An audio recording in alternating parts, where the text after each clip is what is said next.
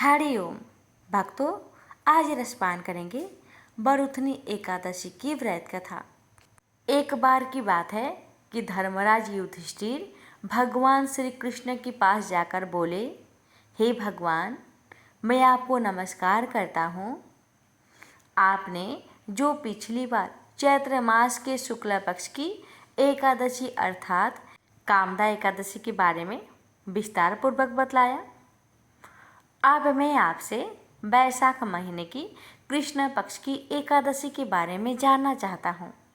हे भगवान, इस एकादशी का क्या नाम है तथा उसकी विधि और महात्म्य क्या है, मुझे विस्तार से बताइए। युधिष्ठिर महाराज की बात सुनकर भगवान कृष्ण ने कहा, हे राजेश्वर, बैसाख महीने की कृष्ण पक्ष की एकादशी को बरुथनी एकादशी के नाम से जाना जाता है। यह सौभाग्य देने वाली एकादशी है, सब पापों को नष्ट करने वाली है एवं अंत में मोक्ष देने वाली है।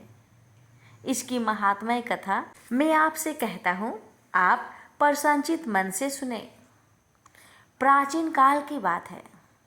नर्मदा नदी के तट पर मनधाता नामक एक राजा राज्य करते थे। वे बहुत दानशील तथा तपस्वी थे। एक दिन वह जब जंगल में तपस्या कर रहे थे, तभी ना जाने कहाँ से एक जंगली भालू आया और राजा के एक पैर को पकड़कर चबाने लगा। राजा पूर्ववत अपनी तपस्या में लीन थे। भक्तों, कुछ देर बाद भालू पैर चबाते चबाते राजा को घसीट घसीट कर जंगल में लेकर चला गया। अब तो राजा बहुत डर गया, बेचारा घबरा गए, मगर तामस धर्म अनुकूल उन्होंने क्रोध और हिंसा ना करके भगवान विष्णु से प्रार्थना की। करुण भाव से भगवान विष्णु को पुकारा। उसकी पुकार सुनकर भगवान श्रीहरि प्रकट हुए और उन्होंने चक्र से भालू को मार डाला। राजा का पैर भालू पहले ही खा चुका था। इससे राजा बहुत ही दुखी थे। अपने भक्त को यानी राजा को दुखी देखकर भगवान विष्णु बोले, हे वत्स, शोक मत करो। शोक क्यों करते हो? तुम मथुरा जाओ और बरुथनी एकादशी का व्रत रखकर मेरी वराह अवतार की मूर्ति को पूजा करो। उसके प्रभाव से पुनः सुदृढ़ अंगों वाले हो जाओगे। इस भालू ने तुम्हें जो काटा है, यह तुम्हारे पूर्व जन्म का अपराध था।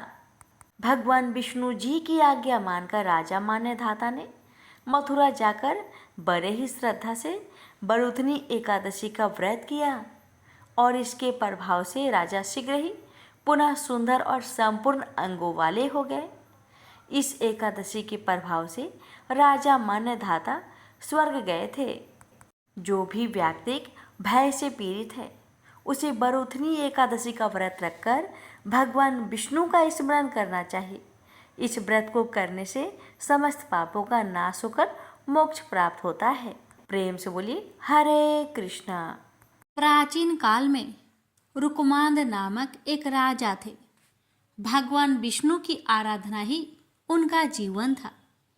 वे चराचर जगत में अपने आराध्य भगवान के दर्शन करते तथा पद्मनाभ भगवान की सेवा की भावना से ही अपने राज्य का संचालन करते थे। वे सभी प्राणियों के प्रति क्षमा भाव रखते थे। राजा रुकमांद ने अपने जीवन में अपनी समस्त प्रजा एवं परिवार सहित एकादशी व्रत के अनुष्ठान का नियम धारण कर रखा था। एकादशी के दिन राज्य की ओर से घोषणा होती थी कि आज एकादशी के दिन 8 वर्ष से अधिक और 25 वर्ष से कम आयु वाला जो भी मनुष्य अन्न खाएगा, वह राजा की ओर से दंडनीय होगा। एकादशी के दिन सभी लोग गंगा स्नान एवं दान पुण्य करते थे। राजा के धर्म की ध्वजा सर्वत्र फहराने लगी। धर्म के प्रभाव से प्रजा सर्वथा सुखी एवं समृद्ध थी। राजा रुकमांद का गृहस्थ जीवन पूर्ण रूप से सुखमयी था। वे पीताम्बरधारी भगवान श्री हरि की आराधना करते हुए मनुष्य लोक के उत्तम भोग भोग रहे थे।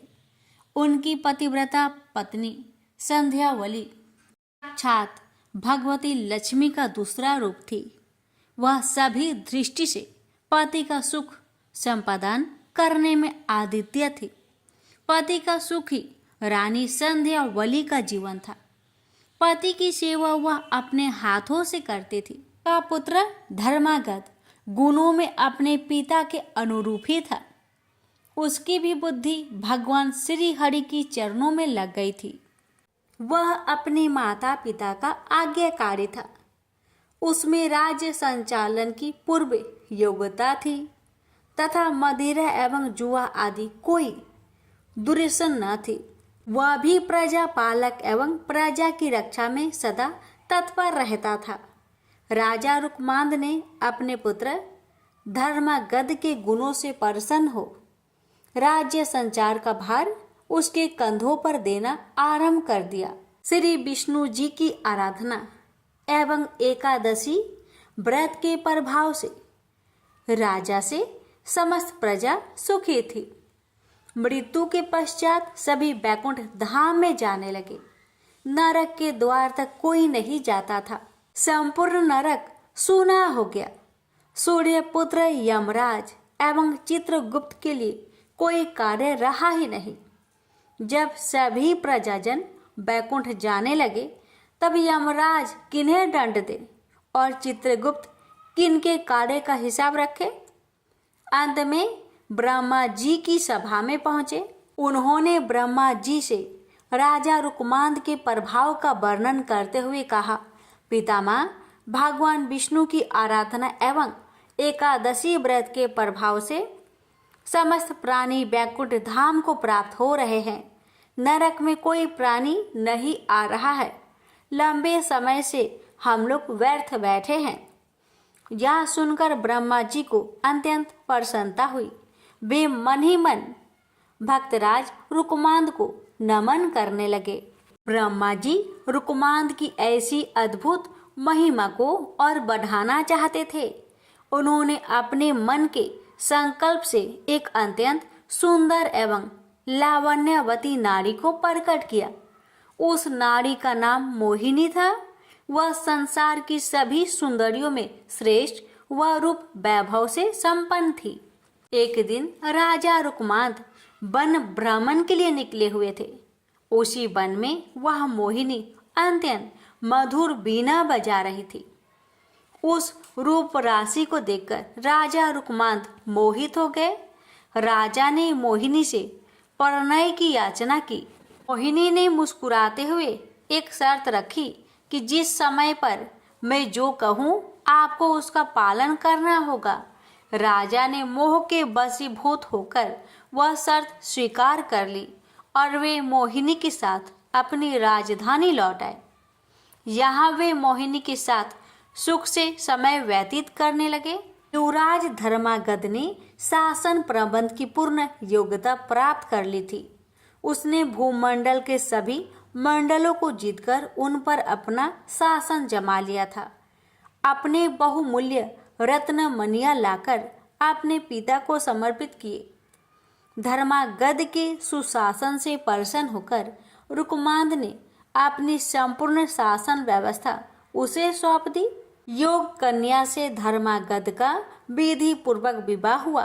ब्रह्मा जी ने मोहिनी को राजा रुक्मांद की परीक्षा के लिए ही भेजा था। सुखपूर्वक बहुत समय व्यतीत होने पर एक दिन वह अवसर आ उपस्थित हुआ। रुक्मांद का एकादशी व्रत निर्विघ्न चल रहा था।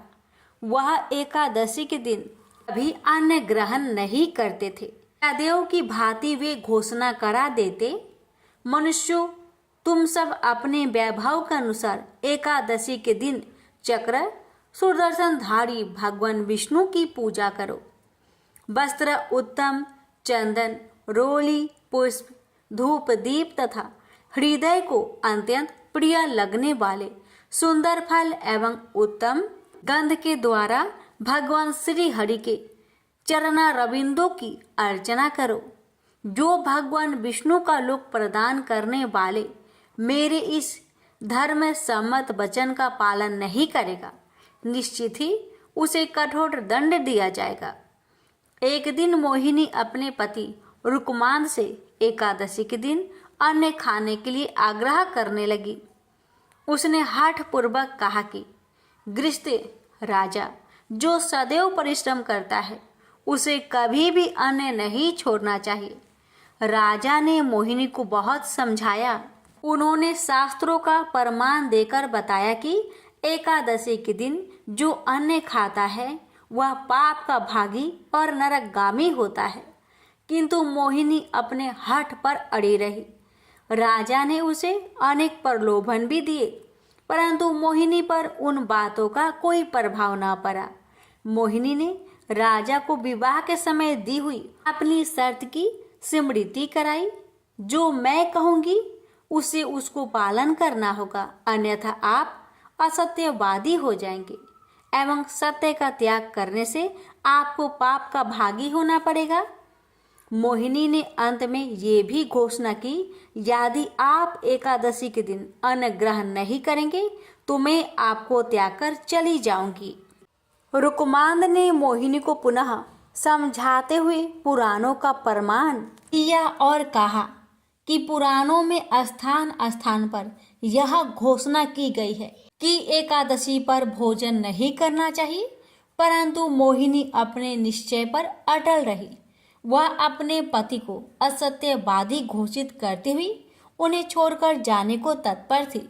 इधर राजा रुकमांद मोहिनी पर आसक्त होते हुए भी एकादशी के दिन अन्न न ग्रहण करने के निश्चय पे दृढ़ थे।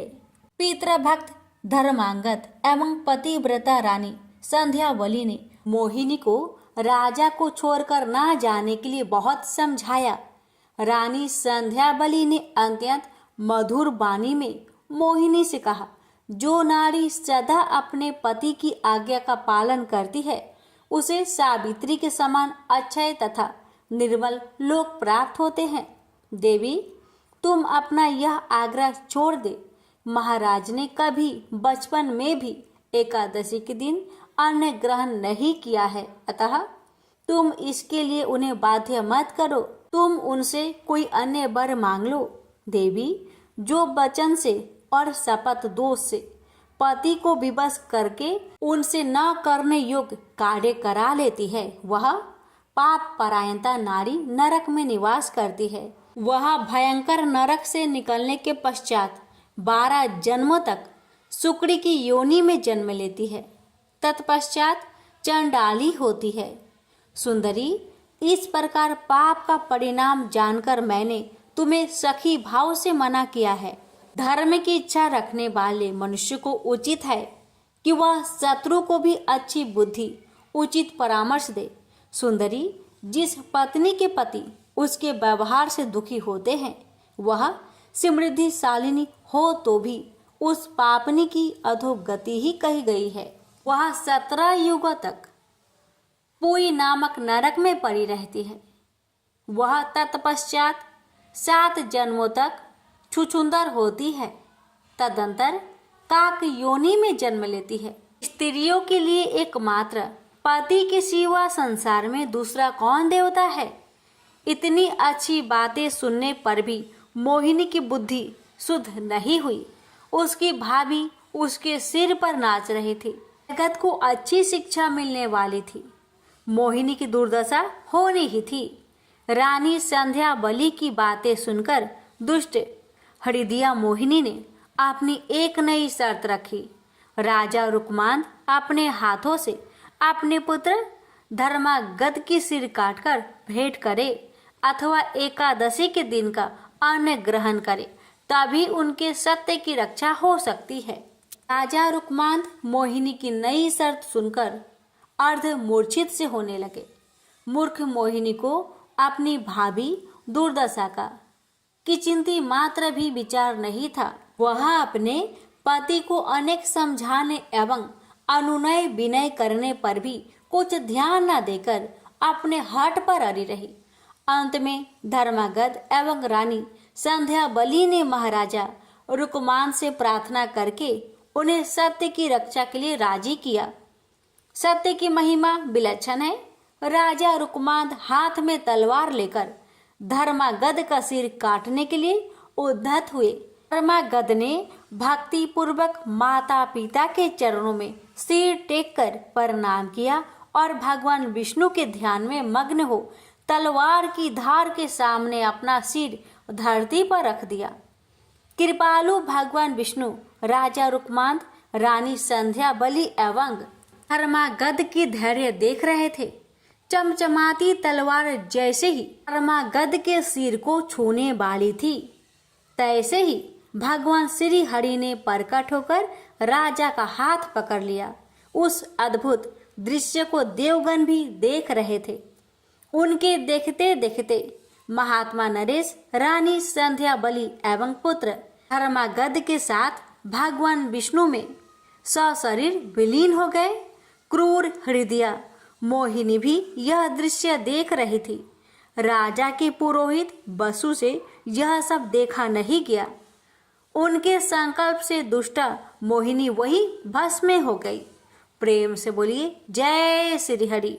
कथा को जो भी भक्त एकादशी के दिन श्रद्धा भाव से श्रवण करता है, उस भक्त की हर मनोकामना विष्णु भगवान अवश्य ही पूरी करते हैं। चोखा मेला जी महाराष्ट्र के एक गृहस्थ संत थे। वो बड़ी मेहनत से गृह निर्माण कार्य से जो धन मिलता था उससे गुजारा करते थे, तो उनके पास कुछ ही रुपए होते थे। एक दिन वो अपने घर के ठाकुर की सेवा के लिए सब्जी लेने जा रहे थे। उन्होंने देखा बाजार में बहुत बड़े बड़े केले रखे हुए थे। देखते ही उनके मन में आया कि यह केले विठल भगवान को बहुत अच्छे लगेंगे। उन्होंने सब्जी नहीं ली, उन्हीं पैसे से केले ले लिए। उनको मंदिर में अंदर प्रवेश का अधिकार नहीं था, तो वे दरवाजे पे खड़े हुए आवाज लगाई कि विठल भगवान को केले का भोग लगा दीजिए। भगवान के कुछ सेवकों ने उन्हें धक्का मारकर बाहर कर दिया। उन्होंने कहा, तुम क्या समझते हो? 2-4 बार प्रभु का नाम ले लिया तो इतने बड़े भक्त हो जाओगे कि तुम्हारे हाथ का छुआ हुआ भोग भगवान पालेंगे। चोखा मेला जी को इस बात से बुरा नहीं लगा कि उनके साथ दुर्व्यवहार हुआ। वह एकांत में जाकर प्रभु से बात करने लगे कि मेरा अपमान हुआ, इस बात का मुझे कोई दुख नहीं, लेकिन आपने ऐसा क्यों किया? मेरे हृदय में आपने ही प्रेरणा की और फल देखकर कि मेरे मन में आया कि आप खाना चाहते हैं, तो मैं आपके लिए केले ले गया। मुझे ऐसी जगह पैदा ही क्यों किया जहाँ की सेवा आपको पसंद नहीं? आप तो सब कुछ कर सकते थे ना। उसके बाद फिर आपने केले खाने की चाह प्रकट क्यों की? यदि आप ऐसा चाहते हैं तो फिर मैं इस शरीर को रखकर क्या करूँगा, क्योंकि ये शरीर आपकी सेवा के योग्य नहीं है। आज से मेरा अन्न जल बंद और अब मैं इस शरीर को त्याग दूंगा। उन्होंने अपनी कुटिया का दरवाजा बंद कर लिया और निश्चय कर लिया कि इस शरीर में ना जल डालेंगे और ना ही अन्न डालेंगे। जैसे ही मंदिर में ठाकुर जी को शयन कराया गया, ठाकुर जी वहां से बाहर निकले। ठाकुर जी ने चोखा मेला जी की कुटिया के बाहर जाकर उनका दरवाजा खटखटाया। उन्होंने बड़ी ही अमृतमय वाणी से चोखा मेला को आवाज लगाई। चोखा मेला जी एकदम आकर्षित हुए। उन्होंने पूछा, कौन है? ठाकुर जी ने कहा, चोखा मेला जी, बहुत भूख लगी है। जैसे ही दरवाजा खोला तो सामने नव किशोर अवस्था के ठाकुर जी खड़े थे। आनंद समुद्र प्रभु को सामने देखकर चोखा मेला जी आह भर कर रो पड़े। प्रभु ने कहा, रोने धोने का समय नहीं है, मुझे बहुत भूख लगी है। चोखा मेला जी के पास जैसे भी था उन्होंने वैसा आसन बिछाया और कहा, विराजिए। ठाकुर जी ने कहा, नहीं नहीं, आसन पर नहीं, तुम्हारे गोद में बैठकर खाऊंगा। ठाकुर जी ने कहा, वो जो केले लाए थे ना, वो ले आओ। चोखा मेला जी बोले, हाँ प्रभु, मुझे अपमानित करके भगा दिया गया तो वो रखा हुआ है। ठाकुर जी अब चोखा मेला जी के गोद में बैठकर केला खा रहे हैं। प्रभु बोले, आज जो स्वाद मिल रहा है वो मुझे मंदिर में लगाए हुए भोग में नहीं मिलता। रुक्मणी जी को भी पता चले कि मेरे प्रेमी जनों द्वारा दी गई वस्तु में कितनी स्वाद है, इसलिए आप मुझे 2 केले रुक्मणी जी के लिए दे दीजिए। ठाकुर जी ने बाकी सब केले खा लिए और चोखा मेला जी से कहा, आप आनंदित रहो, मैं उन्हीं का होता हूँ जो मेरे लिए हैं। मैं किसी जाति, कुल, साधना, अवस्था, तपस्या का नहीं होता। इसका तो केवल कुछ सुकृत फल होता है, लेकिन जो केवल मेरे लिए है मैं उनका होता हूँ। ठाकुर जी वापस अपने मंदिर में आए, रुक्मणी जी को अपने भक्त द्वारा दिया हुआ केला खिलाया और आंगन में छिलके फेंक दिए। उन्होंने मंदिर का दरवाजा अंदर से बंद कर दिया। सुबह दर्शन के लिए हजारों भक्तों की भीड़ लगी। ठाकुर जी की सेवा करने वाले सेवक बाहर से ताला लगा कर जाते थे। उन्होंने जब ताला खोला तो दरवाजा नहीं खुला। सब बहुत परेशान हो गए और रोने लगे। पुजारियों ने प्रभु से प्रार्थना की कि प्रभु, कोई अपराध हो गया है क्या? ठाकुर जी ने कहा, यह दरवाजा तभी खुलेगा जब आप सब चोखा मेला जी को लेकर आएंगे और वह दरवाजा खोलने के लिए कहेंगे। निजी सेवकों ने कहा, प्रभु हम अभी जाते हैं।